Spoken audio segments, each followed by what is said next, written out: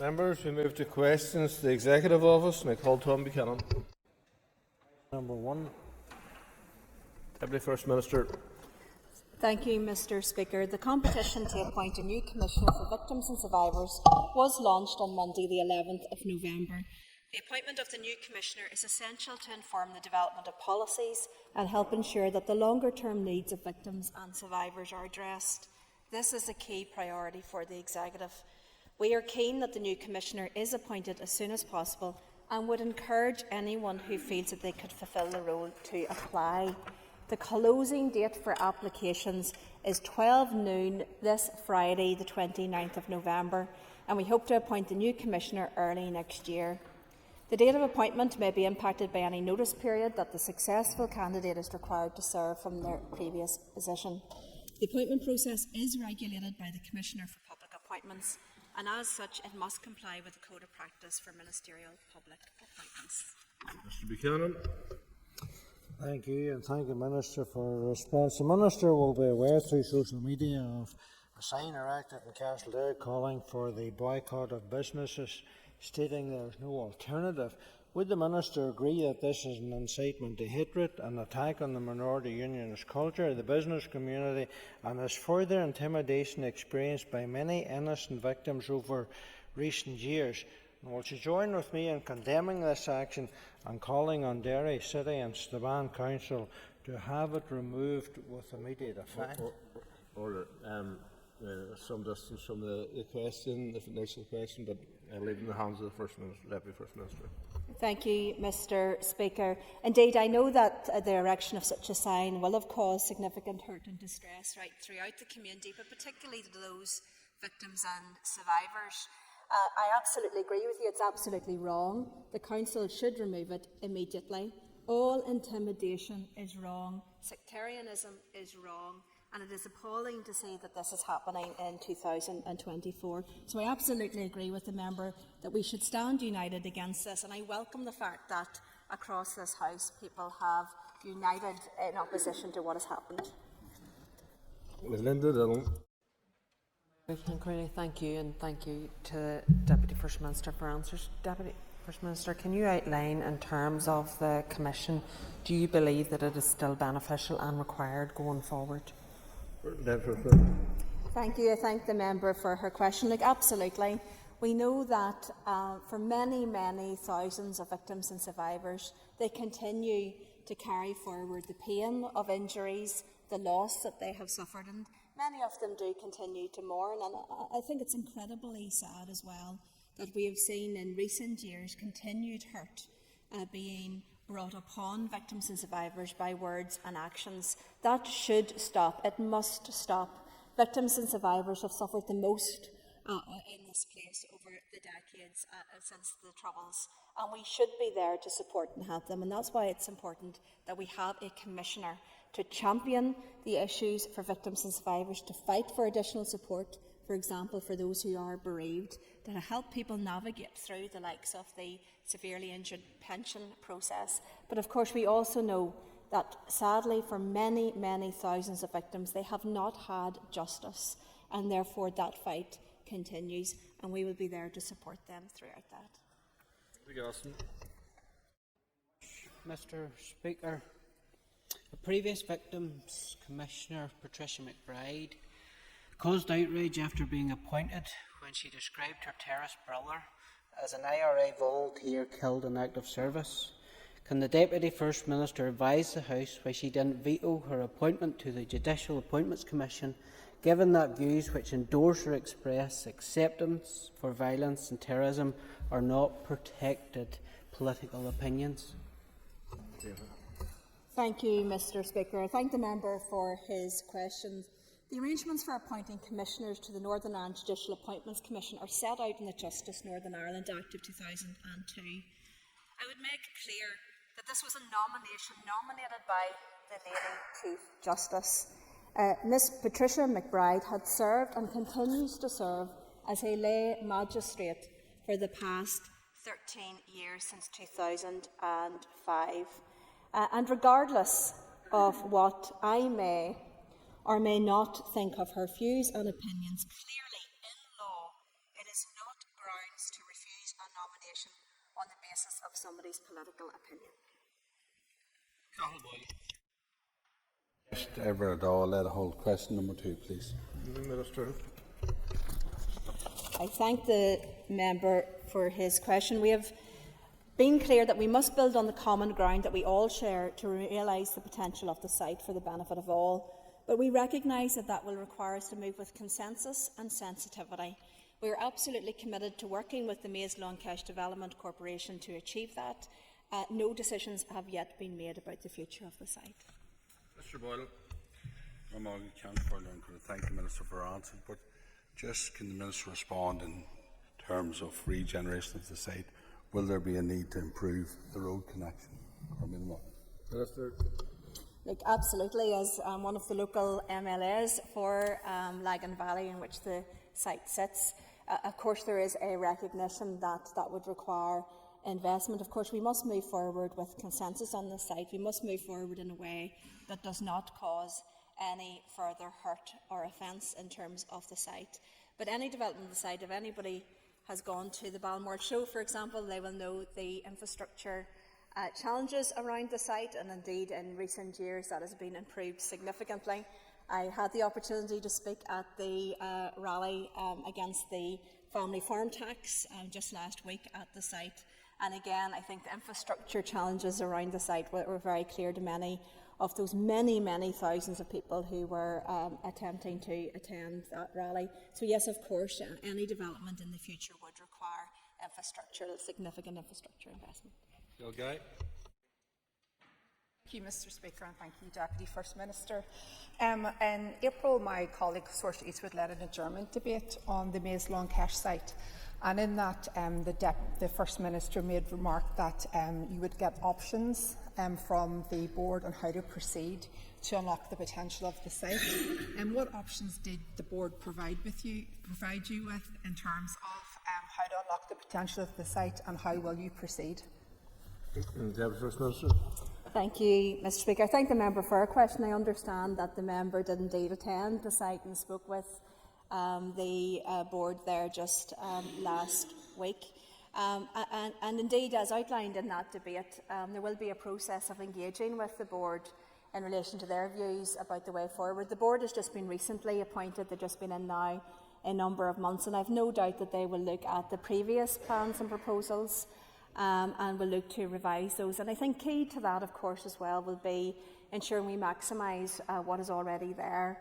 The very successful Balmoral show and housing the RUAS. But of course, the Ulster Aviation Society going from strength to strength. 7,000 visitors over the Heritage Open weekend, which is an incredible testimony to their many volunteers that they have there and the wonderful collection. And again, I would urge anybody to go down and to visit there. And of course, the air ambulance, having been called out over 4,000 times since they took up a position at the site back in 2017. So there is much to work with, but we will look forward to hearing those proposals developed by the board and to consider those in due course.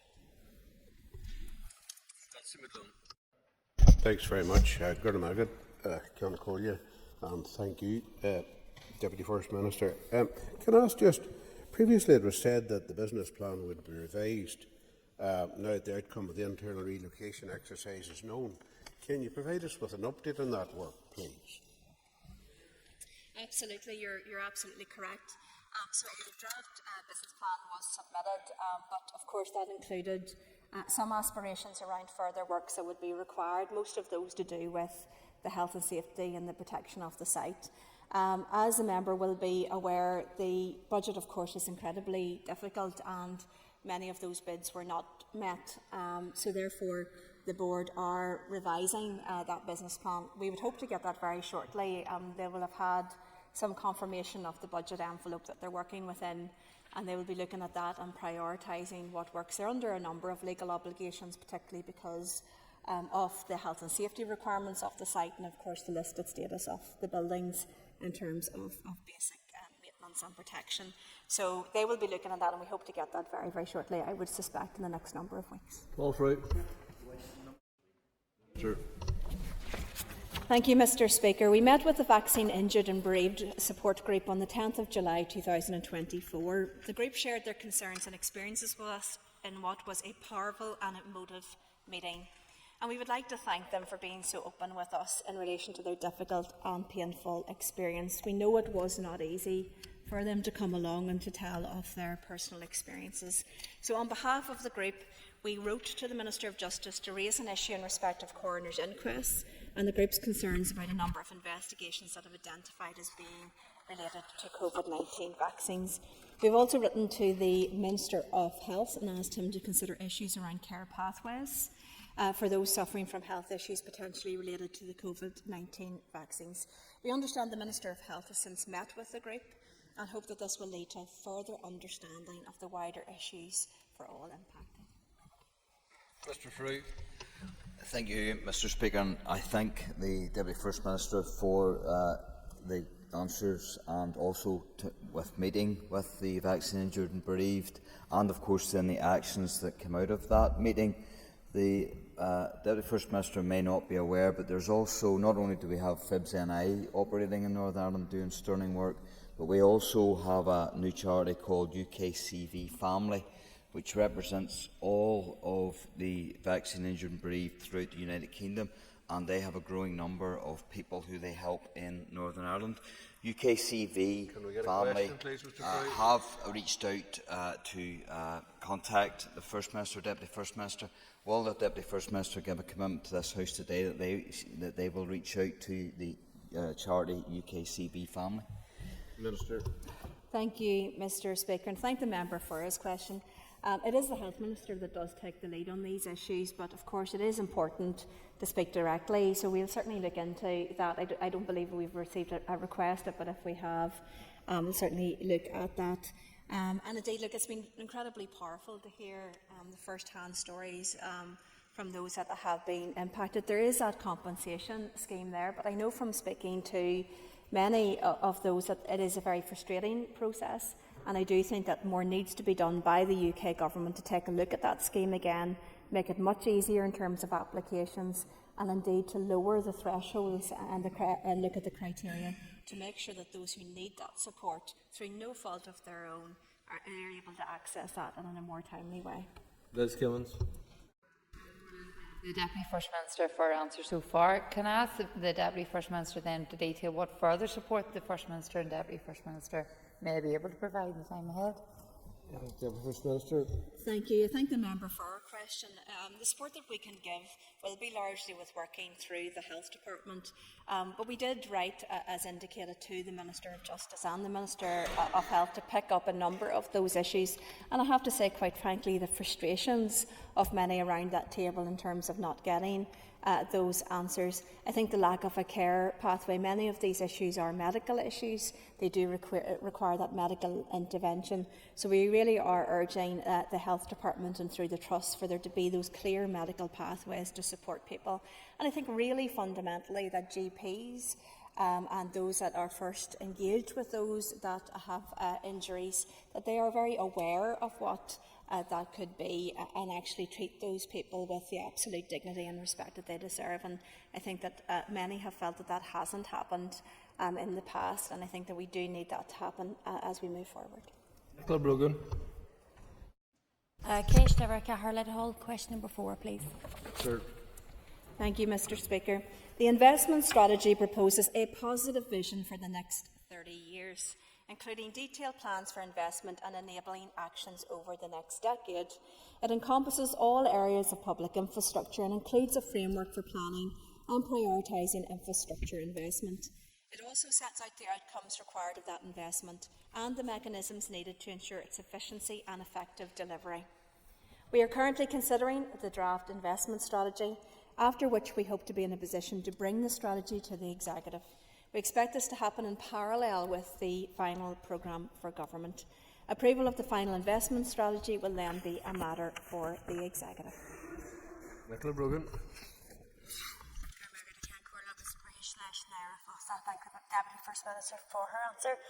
The Deputy First Minister will no doubt agree that investing in infrastructure is key to growing our economy. So can the Minister therefore outline how she will ensure that the successful delivery of the investment strategy, please? First Minister. Thank you, and I thank the member for an important question because good infrastructure, the investment infrastructure, the right infrastructure, are absolutely critical foundations for growing our economy and the delivery of our public services here in Northern Ireland. We see day in and day out the challenges that public infrastructure can bring to service delivery and impact that it can have on everyday lives of people. So look, we are determined through this investment strategy to try to tackle some of the big issues that have been barriers to delivery in the past. That includes through the Strategic Investment Board a very particular set of pieces of work to look at improvements in relation to the business case process, improvements to the procurement process, and of course, importantly, improvements to the planning process. We know that those three key issues can significantly slow down capital projects and investment. And like I've said this before in this House, but it's very clear that if a project takes longer, it costs more. When capital projects cost more than originally projected, then we can do less with the capital money that we've got available, and we will never reach the potential or aspiration that we have. So improving the process is a huge part of our ability to deliver, and we're really focused on that at the moment. Deputy Russian, please. Speaker, and I thank the Deputy First Minister for her answers so far. On the view, the Infrastructure Minister didn't recognise the Northern Ireland water figures of 19,000 developments, which can't be connected because of capacity issues. We know that this is an issue in terms of housing associations and getting houses onto the system. So we also have the draft housing strategy coming forward. So how can we ensure money is ring-fenced for capital infrastructure, Northern Ireland water projects, which will be vital in delivering our programme for government commitments? Deputy First Minister. Thank you, Mr. Speaker. I thank the member for this question. This will be absolutely key to delivering against the 9 priorities as set out, which will be brought forward. Very positive response in the public consultation to all 9 of those priorities. But of course, you're absolutely right. If we are going to achieve those priorities, we need to invest in that infrastructure, which is currently a barrier. And quite frankly, we know what the challenges are. And I think it is important that we work together to get into problem-solving mode in relation to all of these issues, driving forward transformation of the process, ensuring better implementation and delivery. But of course, you're absolutely right, getting the right investment in the right place to ensure that we can unlock that potential. We've got a key priority to build more social and affordable housing. We are only going to be able to do that if we fix our water and sewage challenges. So we want to work with NI Water. We want solutions, not just a computer says no approach to these things. That will require investment, that will require us working with them, and will require them stepping up as well in terms of looking at those solutions and implementing that change. Paula Bradshaw. First Minister, for your answers. I was at the Northern Ireland Chamber banquet dinner last week as you were speaking, and Sinead and maybe others were there, and it was a wonderful occasion, and you spoke about the investment strategy. There was such a can-do attitude in the room. To what degree will the private sector be able to drive the prioritisation of the investment strategy? Thank you. Thank you. I thank the member for her question. Indeed, I commend the NI Chamber for what was a very successful event. In fact, when I was saying the computer says no, that's what jumped out of my mind about the event on Thursday night. You're absolutely right. There's a can-do attitude. I believe that there is an optimism out there right throughout Northern Ireland and the business community.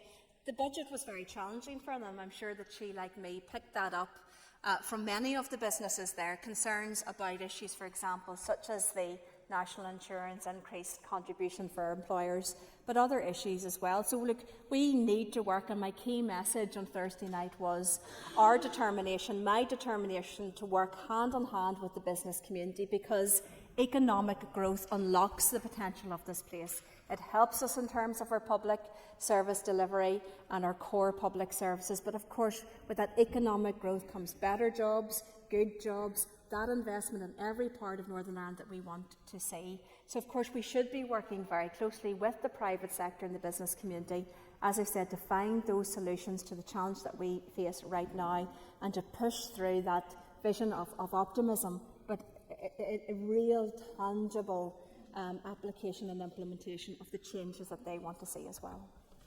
Matthew O'Toole. Speaker, Minister, when you were at the dinner on Thursday night, and I don't begrudge you a night out, the Infrastructure Minister was on TV explaining that he didn't really think there were fundamental challenges with how NI Water was funded, but clearly there are, in the sense that houses are not being built. Major infrastructure developments in this region are being completely slowed down. You just said to your colleague that there needed to be practical action. You just said to Paula Bradshaw that we should move from optimism into delivery. What is that going to look like? When are we actually going to see plans from the executive in terms of how you are going to meaningfully increase the funding for Northern Ireland Water? Because at the minute, it's just words. Sir. Thank you, Mr. Speaker. I thank the member for his question. Indeed, I was representing the Northern Ireland Executive speaking at the NI Chamber dinner to show our support for the vital work that our business community, over 1,000 people gathered in at that dinner on Thursday night. So a good opportunity for us and for me on behalf of the Executive to emphasise how important it is for us to work both in partnership and collaboration. In fact, it is absolutely essential if we're going to have that economic growth. As indicated earlier on in response to another question, we are specifically looking at a number of key actions. That includes improvements in terms of planning, improvements in relation to procurement, and improvements in terms of the business case process. Those are all process aspects to this, but these are aspects that really slow down the delivery and implementation of our capital programme. In addition, we've extended the investment strategy period of time. Rather than just a 10-year period, we are looking to bring this to 2050. So for the first time, this will be an investment strategy that looks in the longer term over the course of the 30 years and allows for that planning. And thirdly, of course, we have seen the budget reset by the UK government that largely focused on revenue.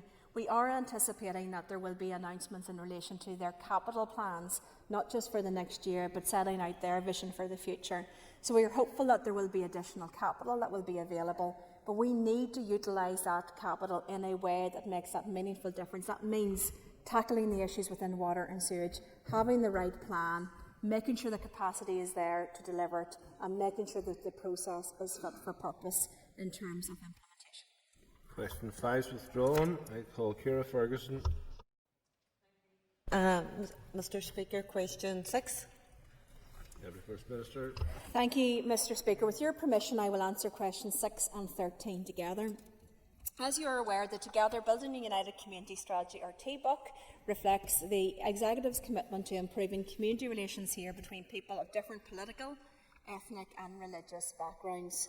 Since its launch in 2013, we can all recognise that considerable progress has been made with a number of headline action targets fully achieved. Progress continues to be made towards other targets in often complex areas of work. But we know there remains work to be done, and we want to ensure that our approach to good relations meets the needs of everyone in our society. And we acknowledge that since the first TBUC strategy was launched, our society has become increasingly diverse, and there is a need to ensure that our approach to good relations effectively engages all of those who live here and creates a truly united society. The final draft of the Together Building United Community Review is currently under development by officials. We expect recommendations to be submitted to us shortly. Those recommendations will help shape the starting point for designing a refreshed approach to good relations, as well as informing the timeline for its development. Ferguson. Can I thank the Deputy First Minister for her answer thus far? Could I ask the Deputy First Minister what will be the impact of the cross-cutting commitment to peace being included within the draft programme for government? Minister. Thank you, Mr. Speaker. I thank the member for her question. Sadly, we see globally that instability. We see the lack of peace and how that impacts so detrimentally in terms of any place. And that remains the case for here. We absolutely need there to be that underlying agenda of peace to everything that we do. And that is why we made the decision that for Northern Ireland that would be a cross-cutting underlying mission. to ensure that that stability that allows us to deliver. And that is why, since I've come into this post, we have been working incredibly hard to create that stability for the Northern Ireland Executive to deliver. If we are going to deliver against our programme for government, if we're going to deliver that meaningful change, to change people's lives for the better, then we do need that stability, and we need that united approach of driving that positive change.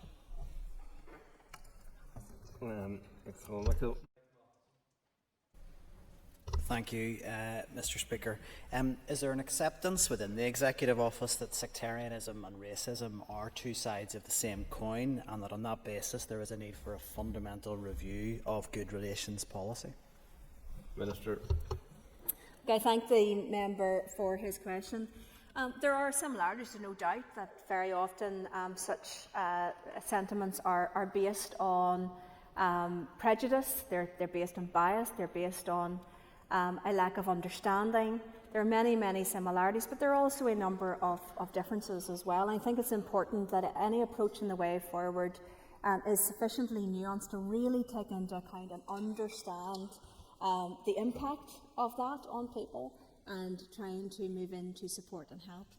The underlying issues which we can tackle through prevention, through education, through those projects, and of course what it is that we need to do to include everyone across our society and make sure that everybody feels that they can play that positive role as part of our united community moving forward. So while I agree with him to some extent, there are particular aspects of that, and I think that that requires a very distinct and particular approach while we gather that together within our overarching aim of building that united community.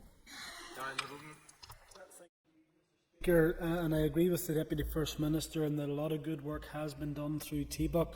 Would the Minister agree that we need to ensure that any review ensures that programmes reach those who are often harder to reach, including those PVL communities within my own constituency in Foy? Minister. Thank you, Mr. Speaker. I thank the member for his question. I think it is incredibly important that every part of our society feels that they can play a positive role moving forward. And that is no matter where you're from, what you believe, what your background is, what your identity is. And that includes absolutely those from the loyalist community that very often are and have been vilified without good reason. But there are many, many people within the loyalist community that play an incredibly important role within communities, within organisations, and they will play a very positive role in the future of this place as well. So he's absolutely right. One of the characteristics of recent challenges that we've had on the streets is that many of those people who were engaged in that were not people who were involved in some of the projects and the organisations, and therefore it was very difficult to speak with those young people in particular, to encourage them to come off the streets, to encourage them to get involved in more positive projects. But that is the coalface of this type of work. We do need to engage with those young people no matter how difficult it is, and we have a determination to support those fantastic organisations and agencies that are working on that coalface to really support and to bring about that peace. Declan Kearney.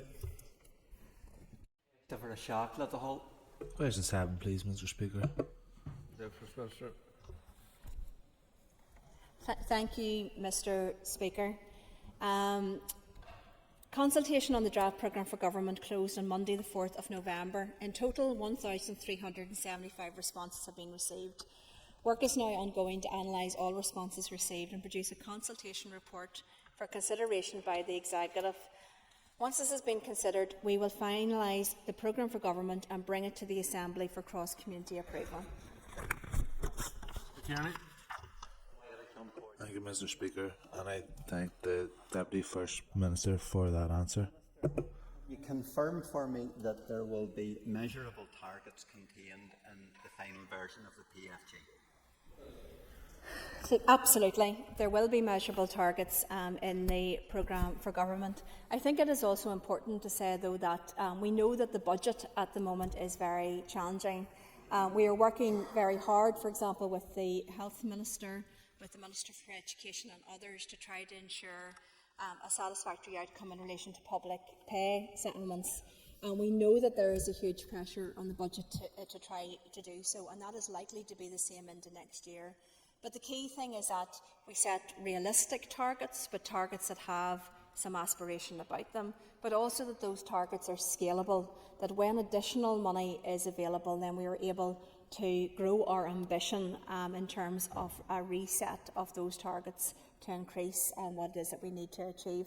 So we're actively looking at this at the moment, and yes, there will be those targets set down. Speaker. Deputy First Minister, recently at the Executive Office Committee, your lead departmental official was enabled actually to outline what type of targets would be measured. Can you just give us any specifics in relation to the types of measurements that you will be looking at? And also, they were unable to express the type of measurements that would go into ensuring regional balance throughout all of the departments and their commitments in the programme for government. Thank you, Mr. Speaker. I can advise the member that I wasn't aware of watched that evidence session. But in terms of the targets and the measurement of this, it'll be done in two ways.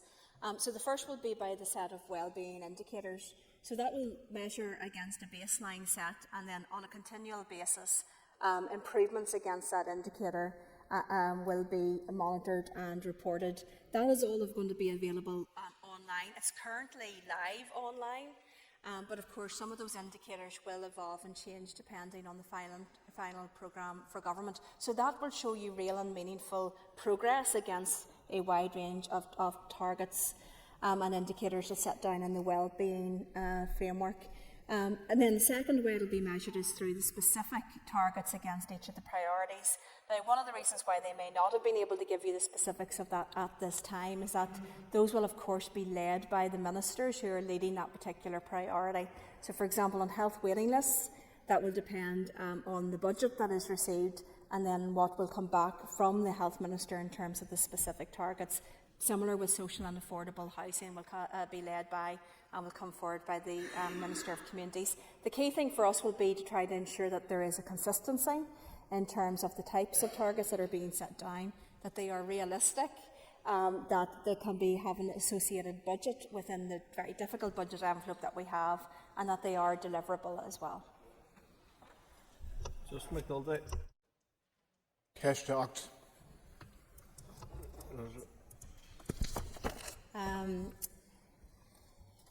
I thank the member for the question. Enhancing our reputation and relationships internationally has been and will continue to be of vital importance, and this is at the core of our international work. However, we must stress that foreign policy is a reserved matter for the United Kingdom government, and therefore we've had no engagement on this. That draws to a conclusion the opportunity for questions. Move to topical questions, and I call Matthew O'Toole. Thank you, Mr. Speaker. Deputy First Minister, if the independent review that the Environment Minister has appointed comes back and recommends the creation, as multiple reviews have done in the past, of an independent environmental protection agency, will you and your party support one being delivered in law? Thank you, Mr. Speaker. I thank the member for his question. We'll take a look at that report when the report's back. Thank you, Mr. Speaker. Admirable concision from the Deputy First Minister. We've had a lot of words during the previous part of the question session, but it is clear that we are failing on climate and the environment, and there is precious little ambition in the programme for government or more broadly from the executive. We've seen the impact of climate change in recent days in flooding. This isn't a theoretical lefty obsession. This is real, and it's affecting homes and businesses across this region. Deputy First Minister, are you committed to climate change? Will you commit that if there are substantive proposals to bring an independent environmental protection agency and meaningful carbon budgets and a climate action plan, that you will do your job and make sure they're supported and implemented and can get through the executive? Minister. Thank you, Mr. Speaker. I thank the member for his question. There is a piece of legislation that was passed by this House. That piece of legislation sets down targets. Those targets are a legal requirement.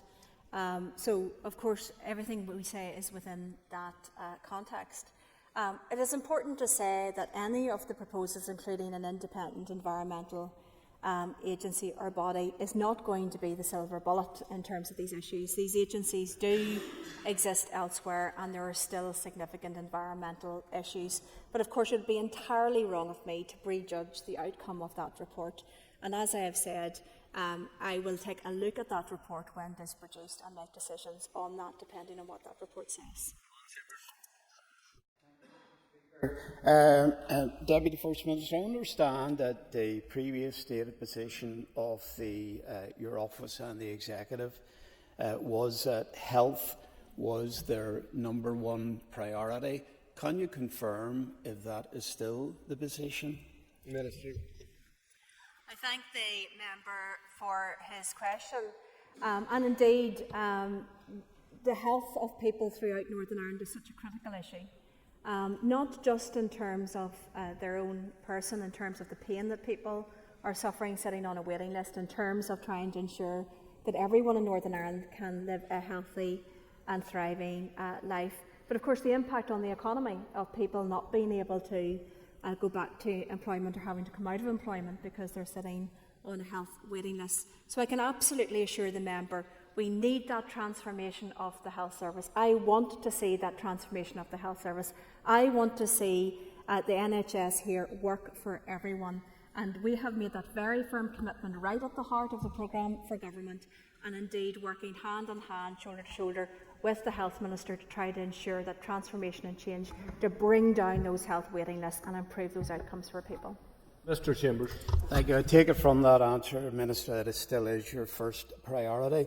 I'm sure that the Minister would agree that avoiding industrial action during this winter is absolutely essential.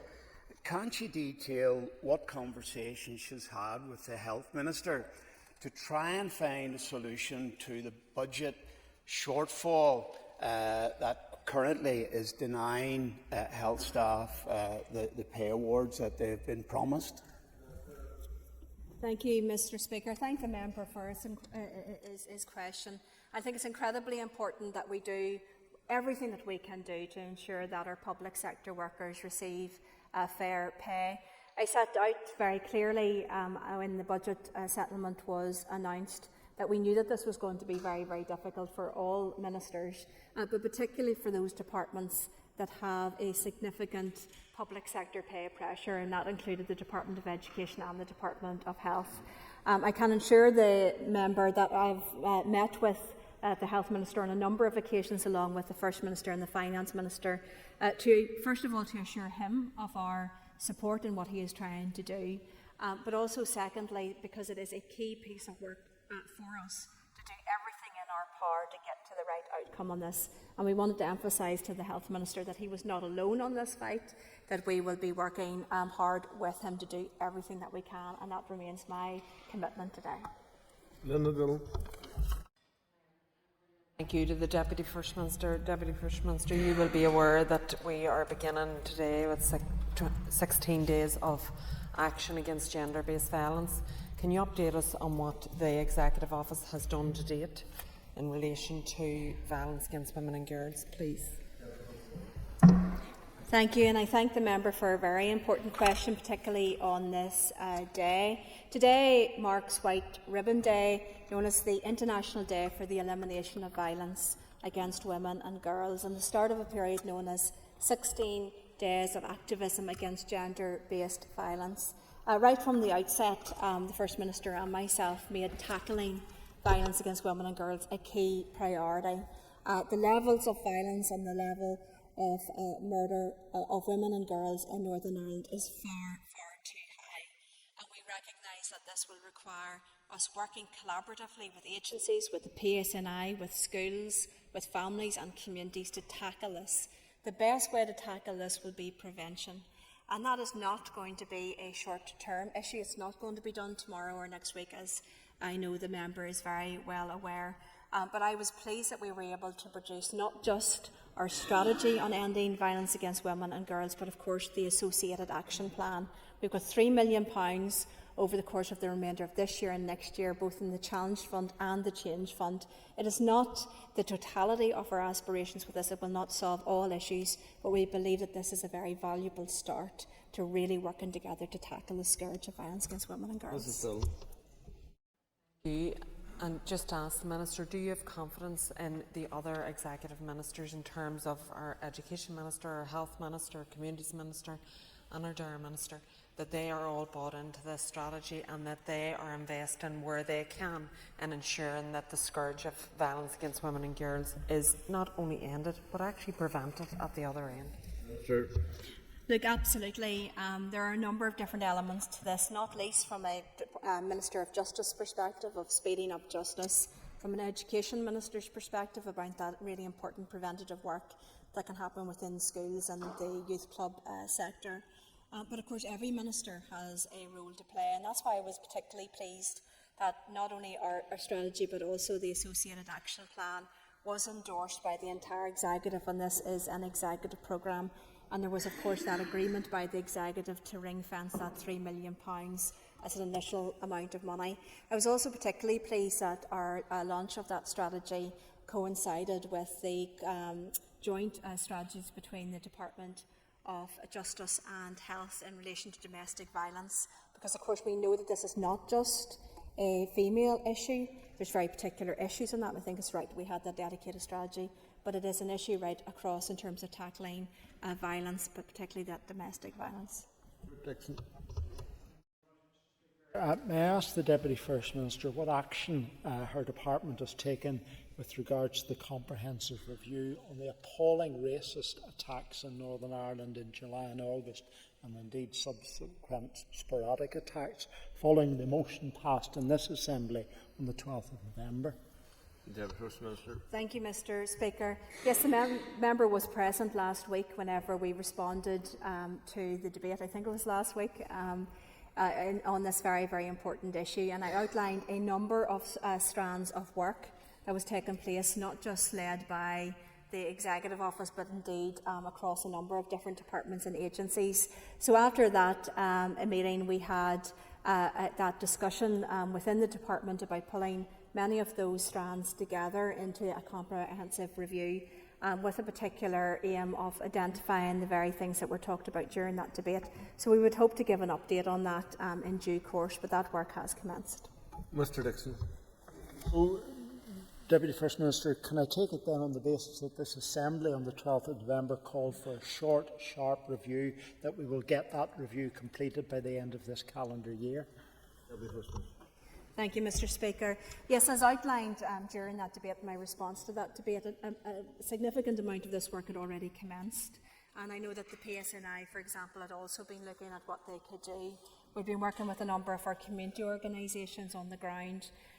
Some of those areas, for example, have been within our urban villages area under our Together Building United community. So looking to see what more could we do to reach out. Very conscious, as I said earlier on in these questions, that many of those young people who were caught up in that would be what we would describe as hard to reach. So these are not young people that are participants within many of those projects on the ground, but that doesn't mean that we can't and shouldn't try our best to ensure that we can engage with those.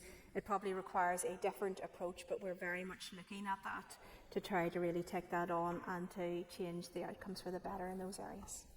Mr. DeLargy is not in his place. I call Danny Donnelly. What role the Executive Office will have in ensuring that the priorities set out in the programme for government, such as reducing waiting lists, will actually be achieved? Thank you, Mr. Speaker. I think we play a really key role because, as outlined during the process of the consultation, we made clear that the draft programme for government priorities were not the totality of what government would be doing. Within each department, and indeed with cross-departmental work, there will be a huge range of additional activities that take place.